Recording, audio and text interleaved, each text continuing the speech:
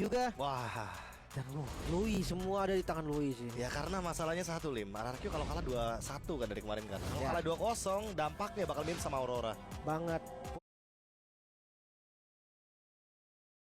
Poinnya bakal langsung turun ke bawah dan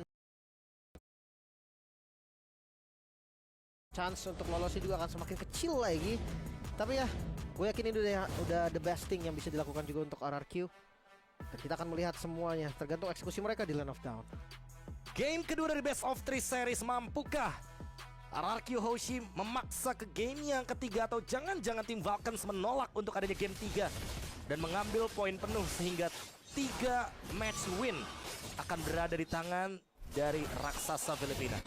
Iya, jangan sampai nanti tiba-tiba misplay yang ada di game pertama tuh kebawa gitu kan. Resetnya tuh harus bener-bener dari semuanya, bukan cuma dari temponya aja, tapi dari setupnya mereka dan dari emblem deh. Oh, ini kalau dari emblem kayaknya belum ada yang begitu spesifik ya, kecuali mungkin tertuju kepada Flap TZ dengan support emblem karena mencari untuk regen HP plus bagaimana cooldown reduction sebagai salah satu tujuan dari badang emblem support. Dia lebih sustain laning berarti ya. Biasanya tuh pakai Magic Shoes ya kan. Habis itu Thunderbelt Oracle, Brute Force, cari 45% cooldown reduction biar bisa spam shieldnya juga kan. Iya, belum lagi mini stun yang ganggu juga gitu kan. Lumayan banget.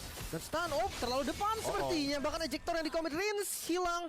Bahkan dia tahu nggak usah pakai flicker, dia nggak bisa selamat lagi. Wah, niat awalnya sebenarnya ingin melakukan freeze terhadap view kan dari wave-nya. Benar. Tapi kayaknya itu terlalu over sehingga Ogwen dengan mudahnya langsung melakukan ejector.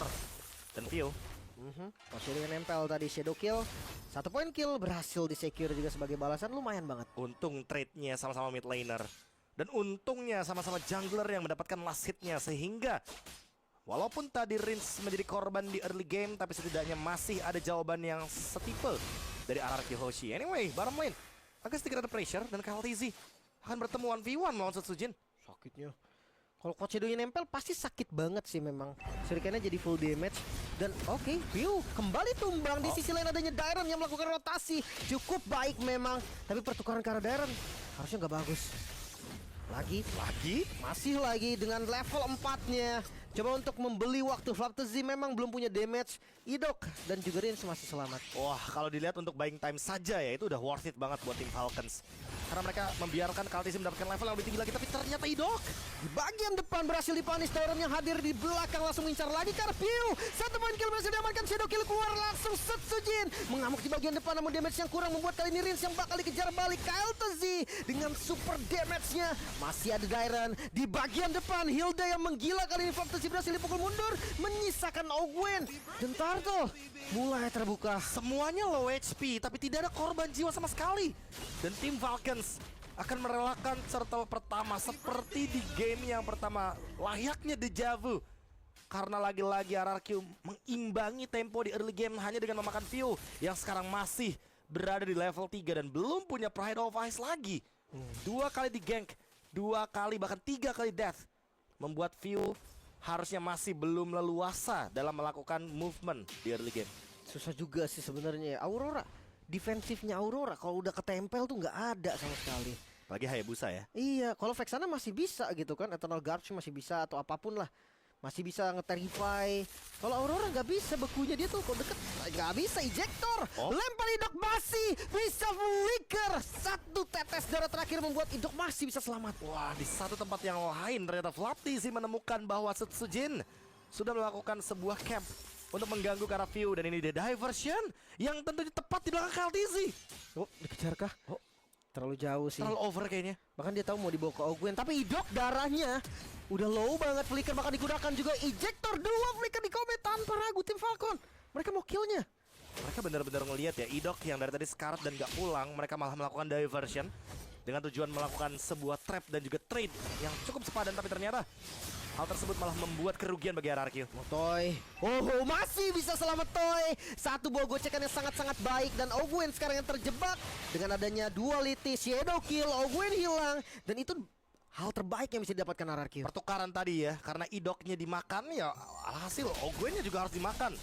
Flap bertemu dengan Dairon. Coba buat di pressure, tapi harus hati-hati karena ini adalah bagian dalam jungle dari tim Falcons. Backup bisa datang kapanpun. Apalagi ingat, Super Marco membawakan Harith.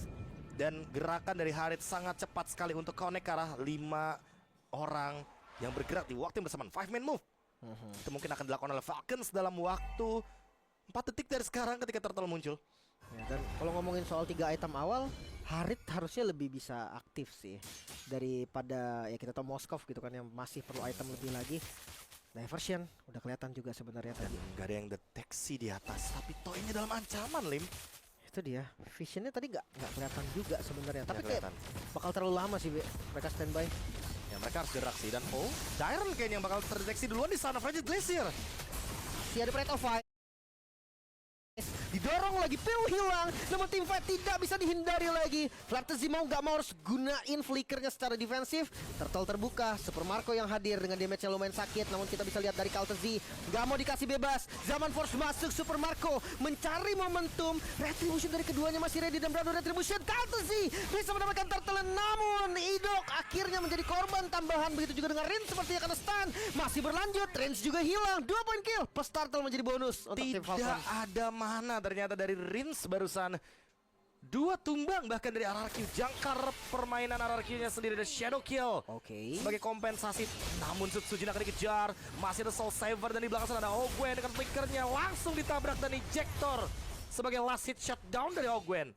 Ogwen yang masih bisa selamat juga. Kaltzy tahu sih tadi udah nggak ada quad shadow lagi, nggak ada shadow kill lagi. Gak ada escape. Ya, seenggaknya Super Marco tetap tumbang kan. Itu hal positif banget. Saudi nggak berhasil connect juga. Wow. Ini bakal jadi kerugian yang berlipat ganda. 2 poin kill barusan membuat tim Falcons langsung leading 1100 gold, Blink. Dan ini ngebuka potensi jarak juga nih dari goldnya. Lihat Kaltzy melawan Sutsujin. Sama jungler, tapi bedanya 1 item loh. Udah jadi War Axe untuk Kaltzy-nya. Itu dia. Udah dikasih landing juga kan untuk landing jauhnya. Udah dikasih karena Kaltzy. Ada perbedaan 1 OTW 2 level lebih tepatnya. Makanya Retribution juga kan akan berpengaruh banget nih. Ya memang Flame Retribution gitu kan. Damage-nya akan terambil nanti. Kayak beda target ya. Yang satu udah pasti ke hero atau bahkan mungkin tertuju kepada objektif. Yang satunya benar-benar harus ke hero ya. Karena untuk menciptakan damage yang lebih eksplosif untuk Hayabusa ketika Shadow Kill. Namun ya balik lagi, permainan pick off dari tim Falcons ini tuh lebih kejam karena memang mereka sekarang lagi leading. Dan lihat ejector lagi. Tyron dilempar ke belakang langsung dikombinasikan tadi untungnya. Freeze dari Piu gak berhasil kena. Frosty Beast masih terlalu jauh ya. Dan kayaknya barusan lemparan bola volley-nya juga mengenai net. Itu tembok dari Betul, area ya. mid lane. Pelanggaran. Jadi nggak dapetin poin untuk tim Falcons. Namun untuk next Turtle nih, Lim, kalau dibiarkan secara free, aku nggak merasa RRQ akan melepaskan begitu saja. Tapi Flaptzy ketemu sama Sutsujin bahkan. Distraction digunakan. Flaptzy untungnya masih berada dalam keadaan setengah bar HP. Masih survive dengan waktu yang cukup lama. Idok Dimakan, sepertinya Dairon akan menjadi korban pertama. Revitalis dari Idok masuk di belakang, langsung dibolot juga oleh Secret Chamber bersama dengan Implosion. Kaltzy satu yang terakhir dan masih bisa selamat. Untungnya Dairon masih survive juga di bagian depan membeli waktu. Namun Zaman Force, Super Marco terlalu sakit. Conceal lagi-lagi mengejar, bahkan flicker yang digunakan mengincar bagian belakang Super Marco yang tidak punya Zaman Force. Dimaju juga dengan Quad Shadow yang masih kurang. Damage dari Sutsujin belum mampu menumbangkan Super Marco. Team fight jangka panjang. Harith akan selalu diuntungkan. Dan kali ini Super Marco berada tepat di belakang Ogwen. Walaupun tadi Idok dengan implosionnya sangat-sangat manis, sangat-sangat cantik sekali, Lim. Tapi memang tidak bisa dipungkiri bahwa follow up yang cepat dan juga counterplay dari tim Falcons gak main-main sekarang. Ejector lagi, Idok bakal jadi korban pertama. Tidak ada flicker juga di bagian belakang. Flaptzy lagi-lagi bisa mendapatkan momen yang belum lagi dengan Shadow Kill. Piu akan menjadi korban sepertinya. Retribution masih ada, Lordnya low HP. Satu hit terakhir dan Retribution. Kaltzy secure Lordnya. Terlihat Sutsujin dengan Quad Shadow otomatis membuat Kaltzy jauh lebih confident untuk mendapatkan last hit dari Retribution barusan. Dan memang semua seketika, walaupun implosionnya indah tapi langsung dibalikan. Dan wah, Bang Sin sekarang sih udah di tengah, Bang Sin ya. Kemarin Bang Sin soalnya sempat ada di samping saya Gitu. pas saya masuk ke watch party-nya ESL juga. Oh ini. Iya, Ini tapi maksud, tenang oke, Bang oke. Sin, udah nggak usah iri ya. Udah- Masuk kok sekarang. Udah di tengah sih. Udah tengah, udah nggak di samping lagi soalnya kan. Bener, udah di tengah, udah gede Iya. juga sih, bener. Bener. Bang Cuman Sin katanya mau tahu ini ya, Instagramnya Bapak produser saya, nanti saya kasih ke Bang Sin. bener, mohon maaf kebalik tapi palanya di bawah tadi kan. Balik ya? Tapi yang paling nggak udah di tengah dan udah Udah besar, tengah Bang Sin benar. ya. Ya. Aman Bang Sin. Konsepnya udah benar, seperti konsep Trilane push juga nih yang coba diusahakan. Oh, shadow kill untuk mid lane ya, biar nggak hancur juga di bagian mid lane. Tapi Bawah aman. jangan lupa juga untuk di bagian bottom lane juga udah di clear tadi sama Toy yang udah barusan recall juga. Dan mau nggak mau hanya ada satu lane aja yang bakal didorong. Itu bagian top lane, mid lane. Oh, diversion. Itu dia. Nggak ada yang dipindahkan. Resiko banget sih tadi. Iya iya. Itu ada di tengah-tengah keramaian dan Setsujin harusnya berhati-hati. Shadownya ditungguin. Masih ada Gwen, untungnya flicker dari Idok bisa menyelamatkan Hari di Tigrealnya. Seenggaknya midnya masih ketahan ya. Ya, midnya ketahan, top lane-nya juga fine-fine aja. Pasifnya nggak ada yang pecah sama sekali. Dan base turret masih kokoh berdiri bagi RRQ Hoshi Demon Hunter Sword. DHS diamankan oleh Toy. Untuk menunggu juga sih bagaimana permainan yang lajunya dari depan nih Lim. Karena Flap TZ kayaknya bakal lebih mudah untuk dihancurkan dengan efek dari basic attack. Tapi Setsujin terdeteksi. Top lane-nya lumayan beresiko kalau mau dilanjutkan. Toy harus recall SOD. Sudah mulai dilakukan tapi ternyata mid lane-nya bakal di push paksa ya, di force sama tim Falcons. Makanya itu emang niatnya ngambil turret tadi itu, bukan cari point kill juga. Agak kaget gue ketika ngelihat dari Idok pakai implosion ya. Karena Gwen tadi main coba front to back dengan gak adanya Toy, gak adanya Setsujin. Terlalu jauh kayaknya ya. Ya damage-nya kurang sih. Masanya SOD-nya tadi nggak kena kan? Makanya. Nggak kenanya ke bagian mid, tapi kayak kenanya di bagian top lane. Flap yang terdeteksi di sana. Tapi kabar baiknya 3 item udah jadi Bu. Untuk Moskovnya nih, Toy. Trinity ya. Aha. Oh, Gwen terlalu dalam sepertinya dan Flaptesia membeli waktu. Coba untuk melarikan diri, flicker yang masih ada, gak di-commit pastinya. Idok di bagian belakang, Piu 2 flicker, 3 flicker in total berarti Be. Oke, 3 flicker. Kabar baik bagi RRQ Hoshi. Mereka bisa membalikan keadaan, tapi ingat masih ada Super Marco dengan Purify dan Council Play. Akan coba dibuka oleh RRQ mencari momentum. Namun sayangnya Idok belum ready dengan flicker yang dia miliki. Holy Crystal, Super Marco dengan Purify-nya ini nggak boleh sampai sembarangan diambil sama Idok sih. Ya, mereka bisa main split push dulu mungkin untuk panjangin lane lagi. Diversion. Oh, itu dia satu buat diversionnya cukup manis, masih bisa selamat untungnya. Kalau dia buat Toy tadi, Toy yang sana kena tembok itu sama Spear Missionary hilang kayaknya. Tepat sih harusnya. Tapi kayaknya Toy-nya hanya jadi bait ya, hanya jadi umpan lebih tepatnya. Karena tadi yang melakukan push di top lane, Toy, bentar. Toy-nya nggak pulang. Oh, pulang akhirnya. Mau cari inner turret. Karena kalau misalkan dia tadi terdeteksi, itu bakal dikejar harusnya sama KLTZ. Iya, masih unggul juga ya dari segi item sekarang. Lord mulai muncul. Dan ini informasi yang penting, 3 spell, 3 flickernya nggak ada. Tapi seperti biasa, gameplay Philippine. Kalau lagi winning condition, Lord di bawah ya mereka campnya di atas. Sudah jadi langganan ya untuk menggerakkan dulu far lane-nya. Dan diversion yang dicari sepertinya Flap TZ. Masih belum ketahuan namun terdeteksi sebenarnya sama tim Falcons. Oh, Flaptezy sendirian kah? Mungkin mereka nggak ada info kalau Flaptezy sendirian. Coba untuk ambil waktu dengan fist kick. Masih ada tembok juga dan satu terakhir Flaptezy hilang Idok. Masuk di bagian belakang dengan implosion karena 3 target follow damage yang ditunggu-tunggu hadir. Kuat Shadow masuk. Idok hilang memang dan Super Marco masih berdansa dengan bebasnya 2 ditukar 2. Wah, tapi lumayan untung untuk RRQ. Bagus banget movementnya. Dan Lord open sekarang. Gwen dengan Immortality, apakah mereka mampu untuk melakukan sebuah paksaan agar RRQ melakukan reset dari Lordnya? Karena range masih belum terdeteksi. Diversion ready. Dan kayaknya langsung menuju ke belakang bersama dengan Toy. Oke, mereka mau cari informasi terlebih dahulu nih. Tapi jangan salah, bisa jadi teman-teman dari tim Falcon juga sadar. Apalagi 2 yang sudah spawn, Toy harus mundur sekarang juga. Untungnya masih selamat. Wah, untungnya masih sempat untuk recall. Dan Lordnya di reset. RRQ juga nggak mau ambil resiko ternyata Lim. Walaupun mereka ready dengan Setsujin, tapi tadi retributionnya sedang cooldown. Dan sekarang tim Falcons 2000 gold lead. Mereka akan mencoba untuk mencari celah lagi. Flickernya sudah ready tiga-tiganya nih. Sementara untuk Idok 1 menit dari sekarang dia harus menunggu untuk flickernya siap digunakan kembali.